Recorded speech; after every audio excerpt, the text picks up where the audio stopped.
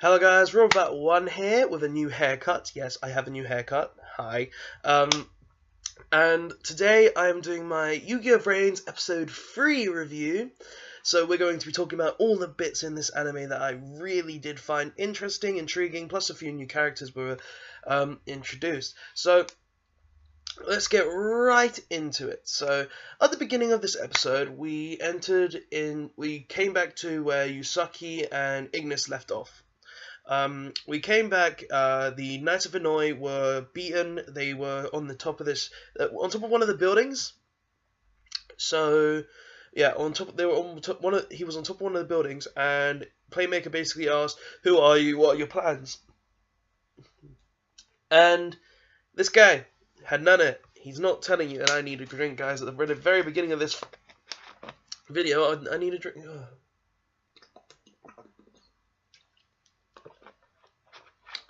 Sorry guys, but yeah, so the Knights of Hanoi member, the Knights of Hanoi member basically said, no, I'm not telling you anything, and it turns out that this Knights of Hanoi member was going to kamikaze this shit. He was planning to blow himself up with Playmaker. Now, when this happened, something very interesting came along with it. We find out that Ignis, yes, the AI, the guy who, who could be also working for the Knights of Hanoi, his other half, that guy. He can come out of Yusaki's door disc, which is actually very interesting because I was getting the opinion that he was trapped inside the door disc and he couldn't get out the door disc. So he basically made a physical form for himself. There'll be a picture, and he basically took himself out of the door disc and wrapped himself around the Knights of Hanoi. And what he did then was it looks like he either logged the Knights of Hanoi out, which is very unlikely, or he actually consumed the Knights of Hanoi member. And this brought a kind of idea to me. What if? Well, this is a theory that another guy made, that commented on one of these videos a while back, and it said that what if the Knights of Hanoi are actually AIs? Now, I don't think all the Knights of Hanoi are AIs, because that was debunked later on in this episode as well, which we'll get on into a bit. But what if some of the grunts are AIs? Like, that's something this guy came up with. I personally didn't think it would be true, but who knows? Because Ignis did basically eat him. He basically ate the Knights of Hanoi character because he was trying to blow them up. Which I thought was not very nice, if you get what I mean. Like, he basically wrapped him up like some sort of site, and then just devoured him, essentially. Which was just, it's like he turned him into data first, then he consumed him, but, yeah. So, after that, we leave the Knights of Hanoi area, we go to the reconstruction of the town, stuff like that. Not really going to discuss those parts, just little bits. But then we go back to the Hot Dog Man's car after Yusaki has come out with a lot of fatigue. So yeah, he came out with a lot of fatigue, and it seems that you can get very, very worn out from going into the Vrains, just like we learned last episode, where if you can get seriously injured if you take too much damage there. So maybe that's showing more. Like, I've got to make a theory video about the real world and the Vrains world, because there is a lot in this episode that brings up a lot to my theory. So watch out for that theory next week. I'll definitely have to do something on that. But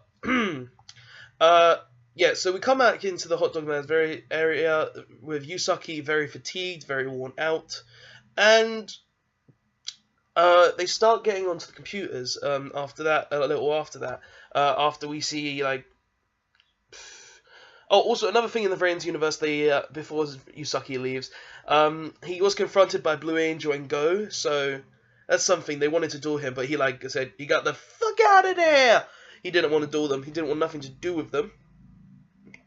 But yeah, so we go back to the hot dog man salesman, and as you guys know, I'm not going to discuss everything in the episode. I'm just going to discuss things that I found interesting.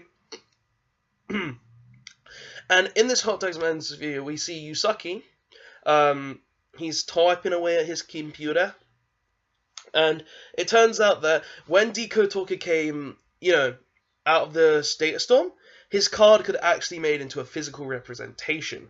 So now a real Decode Talker card is being made in the actual anime, which I found really interesting because like just seeing like actual card being made in the anime, like it looks like it was being made in a 3D printer sort of way, which I found really interesting because it means that they could basically, if they have the specific data of cards, they could make any card they want into reality. So I found that very, very interesting, and it was just like, oh, that's cool, because you could be like, that's cool purely because, you can make any card into a real-life card with some sort of 3D printer sort of data thing, which I really did like. I really do enjoy that, because it means like there could be some duels outside of the digital world, it could be in the real world.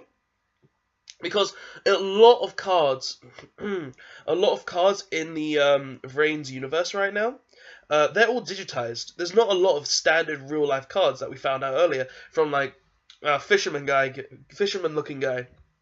Forgot his name. And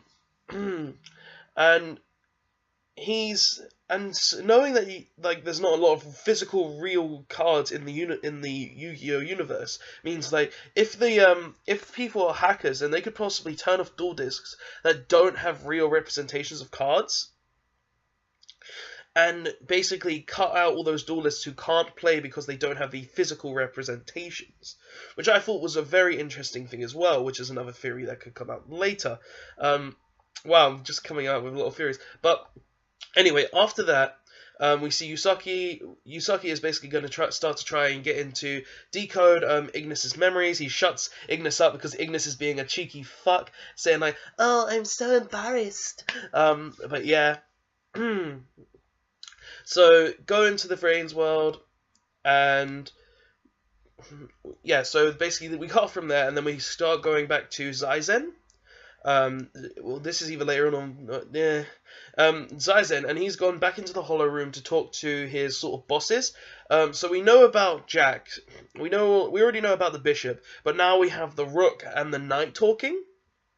The other two chess pieces that were in the room, and they're basically saying that they need to find Playmaker, turn off the Vrains universe. Zaizen is basically saying no, we can't do that because of if we turn it off, then the Knights of Hanoi could go somewhere else.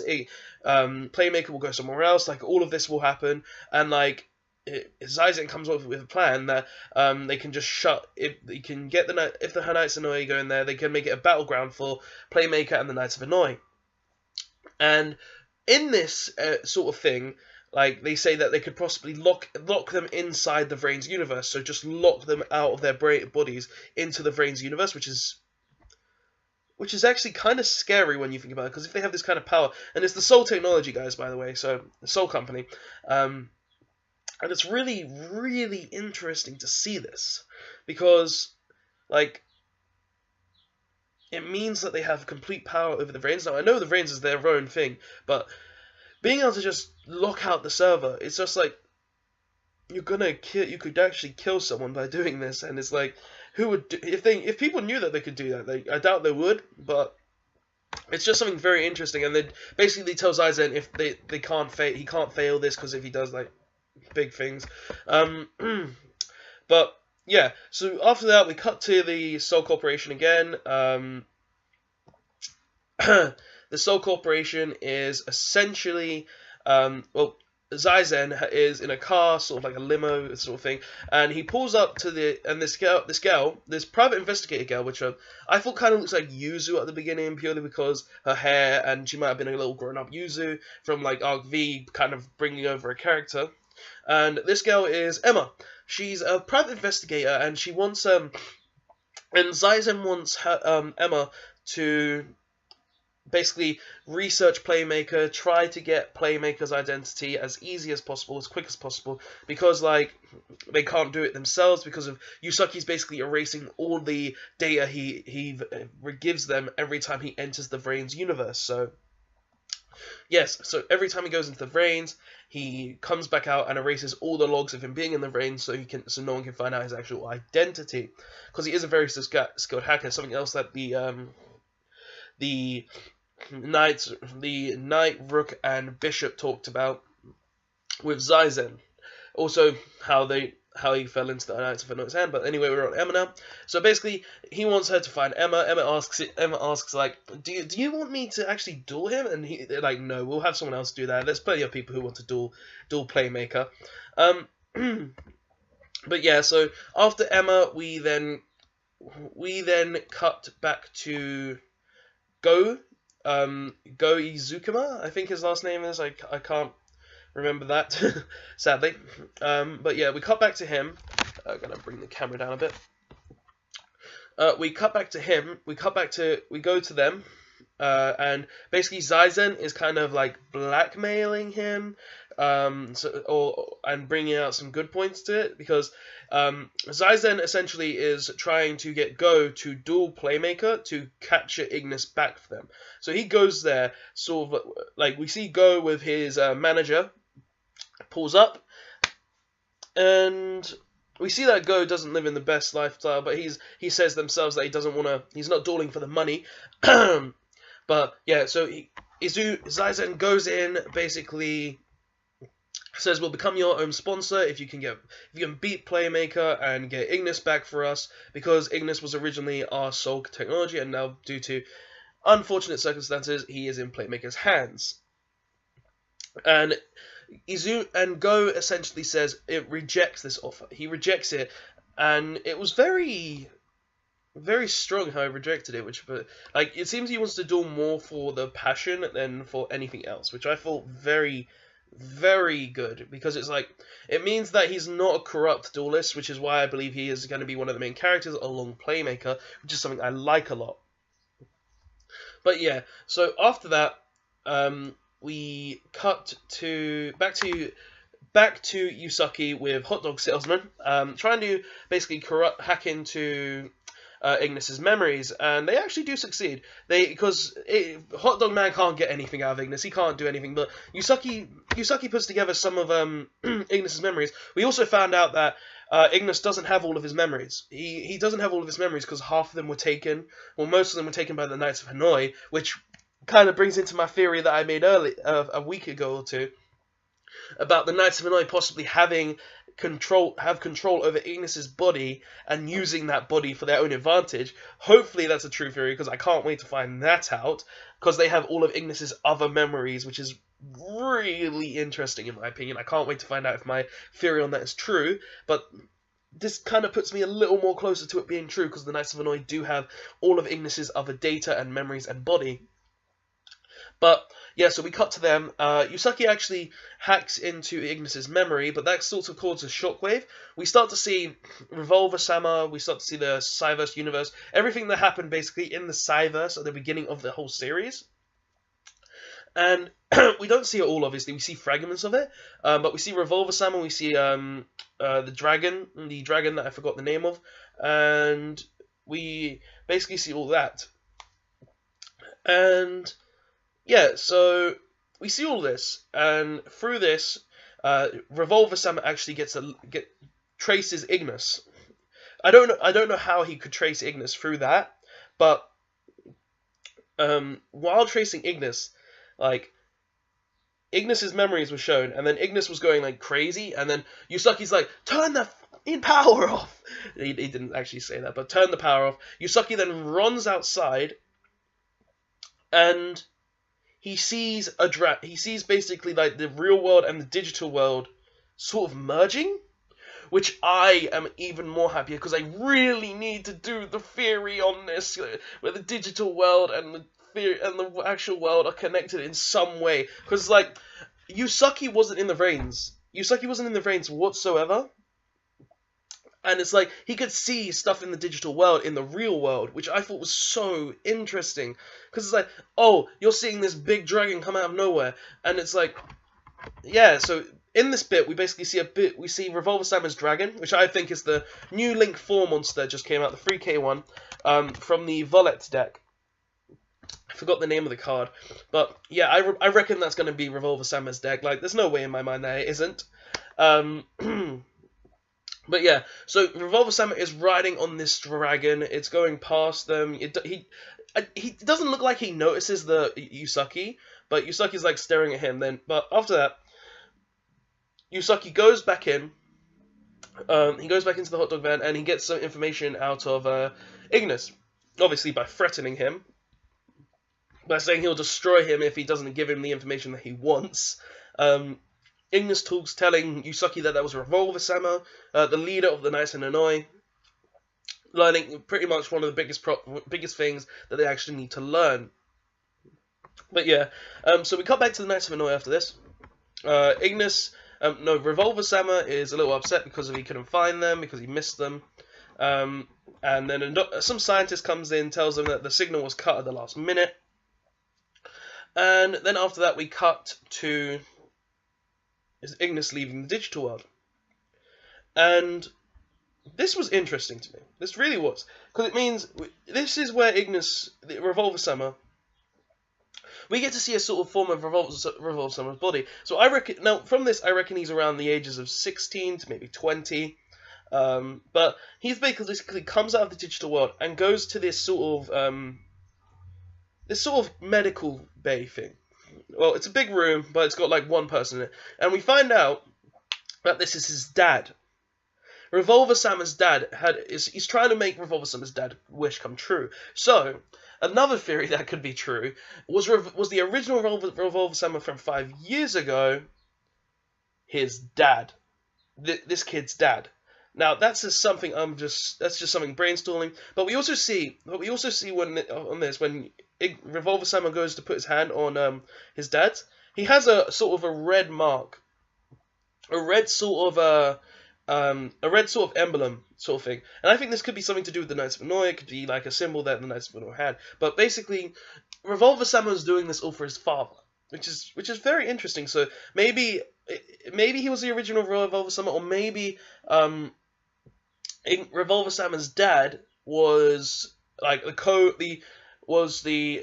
rival organization to the Soul Technologies company, and they basically ruined his company, and now this has happened. But yeah, another interesting thing. And then we cut back to Yusaki in his classroom after that, and we basically get fisherman-looking guy from Yugioh. I can't remember the guy's name for my life. I mean, he's probably on one of my hated characters list if he carries on like this. But he talks to Yusaki. He asks Yusaki why he doesn't have his door disc on today, and he told him that his door disc was watching his apartment. So we cut to his apartment, and basically Ignis is locked up in this sort of glass case, and there's this robot, this cleaning robot. And this cleaning robot is essentially dumb as nuts. And Ignis basically goes savage on this robot, saying, "You're still an idiot because you said that." But Ignis makes the robot a proposition. If you let me out, I will make you smarter. Can he actually do this? I don't know. But the robot is basically now Ignis's follower. Ignis is basically creating a following of robots. Which I think is really cool, because it means that Ignis is going to be like, "I am the king of all robots, you will listen to me now, and I will make you smarter!" But yeah, it's just something really cool that I saw, and yeah. But then finally at the end of the episode, where we're getting to, we see Go going into the Vrains, and I think Go altered his avatar to look like one of the Knights of Nanoi, because we see the Knights of Nanoi go into the Vrains again, and it was the exact same one from before. So, and I believe this is just Go with a disguise, which is it's interesting to me. It really is, because Go really wants to duel Yusaki Playmaker that much, because he's even changed his avatar into the Knights of Nanoi, and this obviously creates a stir, and Yusaki just runs off and goes to the Knights of Nanoi to duel him. So Go obviously worked in his plan, but Yeah. So this episode obviously had a lot in it. It had new character Emma. It had Go. It had Blue Angel at the beginning trying to duel Yusaki with Go on it. We saw that Ignis can actually leave the duel disc and like consume data. I am Ignis. But yeah, we don't actually know what happened there. Did he log him out? Was he an actual AI? We'll find out at some point. We found out that Ignis doesn't have all his memories, which could it's making my theory a little more confirmed. We found out that Revolver Summer's deck will definitely be the Valet deck. Like, I doubt that dragon isn't the Valet Link monster that was recently announced for the set after Code of the Duelist, Breaking Code or something. But yeah, this episode was really good. It had a lot of information in it. We learned that Revolver Sama actually isn't an AI. We learned that he actually has a body.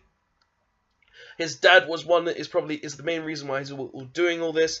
We learned that the Soul Company really need to get this back even more than we did last time.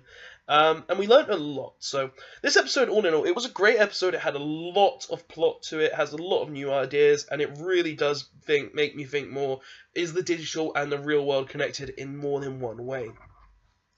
But yeah, guys, this is my review on it. Tell me what you think of this review in the comment section below. Tell me if you liked it. Tell me if you didn't. Yugioh Vrains from episode 3 is getting really good in my opinion, and I can't wait to see what happens later on. I haven't even watched the preview because I don't want to be spoiled by anything. But yeah, guys, this is my review. Yu-Gi-Oh! Vrains review episode 3. Tell me what you think of it in the comment section below. Tell me if you enjoyed it. Tell me if you watched the episode yourself, and tell me if you enjoyed it as well. And yeah, guys, so this was a great episode, and I will see you guys next time. Robert1. Oh wait, don't forget to like, comment, and subscribe for more Yu-Gi-Oh! Videos. Press the notification button to be notified of future Yu-Gi-Oh! Videos, and I will see you guys next time. Thanks for watching. Robert1 signing out. That really was a great episode. Thanks for watching, guys, and don't forget to like, comment, and subscribe on this video for more Yu-Gi-Oh! Videos, and check out the links in the description for the previous video, and the link to my Facebook page where you can see previous videos that I've posted there, and any other information that I may have posted there. I hope to see you guys next time, and thanks for watching.